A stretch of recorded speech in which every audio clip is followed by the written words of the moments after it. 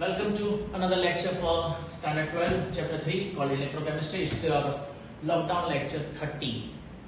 30th lecture, 30वां lecture है हमारा ये. और आज हम डिस्कस करने जा रहे हैं construction and uses of conductivity cell. कोई कंडक्टिविटी सेल का कंस्ट्रक्शन क्या होगा, कैसे कंडक्टिविटी मेजर करी जाती है फॉर डिफरेंट इलेक्ट्रोलाइटिक सोल्यूशन. तो इलेक्ट्रोलाइटिक सोल्यूशन की कंडक्टिविटी को मेजर करने के लिए हमको कंडक्टिविटी सेल चाहिए. कंडक्टिविटी सेल का कंस्ट्रक्शन क्या है, उसकी वर्किंग क्या है, वो कैसे यूज होता है to determine the conductivity of electrolytes. Let's see. Electrolytes की कंडक्टिविटी को मेजर करने के लिए कंडक्टिविटी सेल का इस्तेमाल करना होता है. लेकिन ये कंडक्टिविटी सेल को पहले स्टैंडर्डाइज करना है. स्टैंडर्डाइज कैसे करें, प्रोसीजर पहले समझ लेते हैं. पहले type of conductivity cell discuss कर लेते हैं. Conductivity cell is an instrument to measure ionic conductivity of electrolytic solution. कोई भी इलेक्ट्रोलाइटिक सॉल्यूशन की आयोनिक कंडक्टिविटी को मेजर करने का ये इंस्ट्रूमेंट है. डिफरेंट डिजाइन में अवेलेबल है, लेकिन हमारे पास इसके दो डायग्राम है. दो डायग्राम अलग अलग डिजाइन हो सकती है, लेकिन ये दो डायग्राम है. दो डायग्राम में क्या है वो डिस्कस करें. ये सेल जो है वो एक ग्लास की ट्यूब से बना हुआ है. ग्लास ट्यूब में यहां से हम जो सॉल्यूशन का कंडक्टिविटी फाइंड करनी है उसको एंटर करते थे, उसको यहां से पॉर करते थे ग्लास ट्यूब के अंदर. ये जो दो टर्मिनल आपको दिख रहे हैं रेड कलर के, वो प्लेटिनाइज्ड प्लेटिनम इलेक्ट्रोड है. इन शॉर्ट, प्लेटिनम के इलेक्ट्रोड पर प्लेटिनम ब्लैक का लेयरिंग किया हुआ है, इसलिए इसको कहते हैं प्लेटिनाइज्ड प्लेटिनम इलेक्ट्रोड. ये दो इलेक्ट्रोड है जिनको आउटर सर्किट में कंडक्टिंग वायर के थ्रू जोड़ा गया है. कंडक्टिंग वायर जो इलेक्ट्रिक करंट सप्लाई प्रोड्यूस करेगा, मतलब सप्लाई देगा. इलेक्ट्रिक करंट पास करने पर ये जो सॉल्यूशन हम भरेंगे वो डिसोसिएट होगा, उसमें से आयंस प्रोड्यूस होंगे और आयंस की कंडक्टिविटी यहां से मेजर की जाएगी कंडक्टिंग वायर के एप्लीकेशन से. प्लेटिनाइज्ड इलेक्ट्रोड के अलावा यहां पर ये जो पॉरिंग विक है, विक मतलब यहां से सॉल्यूशन भरा जाएगा. ये जो सेल है उसकी लेंथ L है, उसका जो क्रॉस सेक्शन एरिया है वो A है. इन शॉर्ट, हमने दो इलेक्ट्रोड्स को दूर रखा है विद लेंथ L और जो क्रॉस सेक्शन एरिया है वो A है. A cross section area A और लेंथ L. आप जानते हो L और A की इंपॉर्टेंस क्या है सेल कांस्टेंट फाइंड करने के लिए. Cell constant G asterisk is equal to L by A, सबको पता है. और इसीलिए ये जो सेल है उसका लेंथ L है और उसका क्रॉस सेक्शन एरिया A है. ये एक और डिजाइन हमारे पास है कंडक्टिविटी सेल की, जहां पर भी दो इलेक्ट्रोड है. ये प्लेटिनाइज्ड इलेक्ट्रोड्स दिए गए हैं, यहां पर सॉल्यूशन को भर दिया जाता है और ये कंडक्टिंग वायर है. मतलब दोनों में से कोई भी डिजाइन का इस्तेमाल कर सकते हैं फॉर मेजरिंग द कंडक्टिविटी. लेकिन अगर हम यहां पर देखें तो क्रॉस सेक्शन एरिया और इसके लेंथ जो है वो एक्यूरेसी से मेजर नहीं हो पाएगी, और इसीलिए ये कंडक्टिविटी सेल का जो सेल कांस्टेंट है उसको डिराइव करने के लिए एक स्टैंडर्ड सॉल्यूशन चाहिए.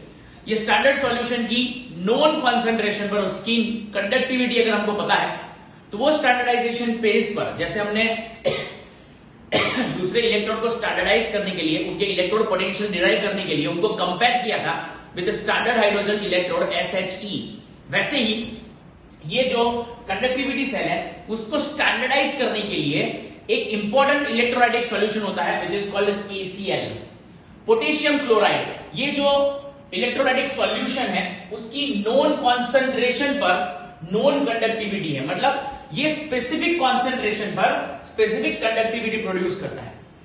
और उसी के बेसिस पर ये जो हमारे जो सेल है उसको हम स्टैंडर्डाइज कर सकते हैं. Standardization, let's see how. Procedure क्या है, पहले मेजरमेंट ऑफ सेल रेजिस्टेंस. हम ये सेल का रेजिस्टेंस या उसका कंडक्टेंस फाइंड कैसे करें, what to do. Cell constant usually determined by measuring the resistance of a cell. Cell के रेजिस्टेंस को अगर हम मेजर कर ले, रेजिस्टेंस R, उसकी वजह से हमको सेल कांस्टेंट की वैल्यू मिल सकती है G डिग्री और G स्टार. G स्टार की वैल्यू फाइंड करने के लिए रेजिस्टेंस फाइंड करना जरूरी है. Again, cell constant usually determined by measuring the resistance of a cell. Cell को रेजिस्टेंस को मेजर कर लो, आपको सेल कांस्टेंट मिल जाएगा of the cell containing a solution whose conductivity is already known. बहुत important.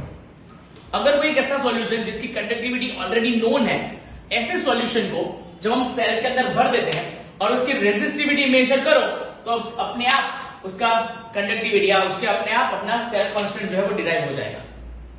For this we generally use KCl solution, और इसके लिए हम KCl सॉल्यूशन का इस्तेमाल करते हैं, पोटेशियम क्लोराइड। हमारे पास पोटेशियम क्लोराइड की 2 नोन कॉन्सेंट्रेशन है और उसके साथ साथ उनकी कंडक्टिविटी है, द यूनिट इज सीमेंस पर सेंटीमीटर इनवर्स, और सीमेंस सेंटीमीटर इनवर्स, और मोलर कंडक्टिविटी जो है वो है सीमेंस सेंटीमीटर स्क्वायर पर मोल। एक्चुअली ये पर यहां पर नहीं है, it is already siemens centimetre inverse, और सीमेंस सेंटीमीटर स्क्वायर पर mole is called molar conductivity. ये उसकी नोन वैल्यूज है। In the next step, filling the cell with known concentration, जो नोन कॉन्सेंट्रेशन वाला, सपोज हमने 1 मोलर कॉन्सेंट्रेशन वाला solution भर दिया KCl का इसमें, then attach this with a Wheatstone bridge, फिर ये सॉल्यूशन को विस्टन ब्रिज के साथ अटैच कर दो। विस्टन ब्रिज जो है वो यूजफुल इंस्ट्रूमेंट है to measure the resistance of a conductor. जो कंडक्टर है उसका रेजिस्टेंस इसकी वजह से मेजर किया जा सकता है। विस्टन ब्रिज के अंदर AC करंट यूज होता है, ऑल्टरनेटिव करंट, और उसके बेसिस पर आप उसकी कैलकुलेशन परफॉर्म कर सकते हो। G degree is equal to L by A, और you can see that G degree is equal to R into K, resistance into conductivity. ये तरीके से कोई भी सेल का सेल कांस्टेंट डिराइव किया जा सकता है इन 3 steps, A, B and C। Notebook निकालो और फटाफट ये शॉर्ट नोट भी कॉपी कर लो, which is construction and uses of a conductivity cell. कोई भी कंडक्टिविटी सेल का कंस्ट्रक्शन और यूजेस क्या है, लेट्स सी। ये हम LDL-30 पार्ट 1 के फॉर्म में डिस्कस कर रहे हैं। इसका नेक्स्ट पार्ट हम इसके बाद डिस्कस कर रहे हैं, विच इज पार्ट 2। पार्ट 2 में हम विस्टन ब्रिज का इस्तेमाल करके, कैसे विस्टन ब्रिज का इस्तेमाल करके सेल का सेल कांस्टेंट डिराइव किया जाता है, वो डिस्कस करने वाले। लेकिन पहले जो हमारा कंडक्टिविटी सेल है उसका कंस्ट्रक्शन और उसका सेल कांस्टेंट डिराइव करने का प्रोसीजर जो है वो जल्दी से कॉपी कर लिया जाए।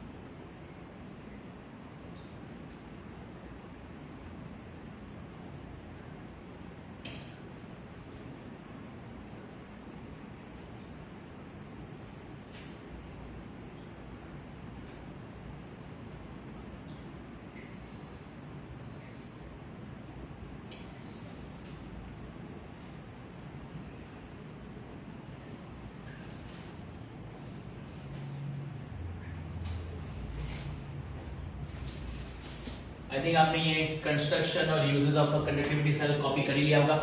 Stay tuned for the second part. कैसे हम रेजिस्टेंस फाइंड करते हैं, हमने देखा कि सेल कांस्टेंट फाइंड करने के लिए आपके पास दो चीजें होनी चाहिए, रेजिस्टेंस होना चाहिए और कंडक्टिविटी होनी चाहिए। कैसे रेजिस्टेंस फाइंड किया जाता है, बाय यूजिंग व्हिस्टन ब्रिज, वो हम डिस्कस करने वाले हैं पार्ट 2 में एलडीएल 30 के अंदर। Stay tuned.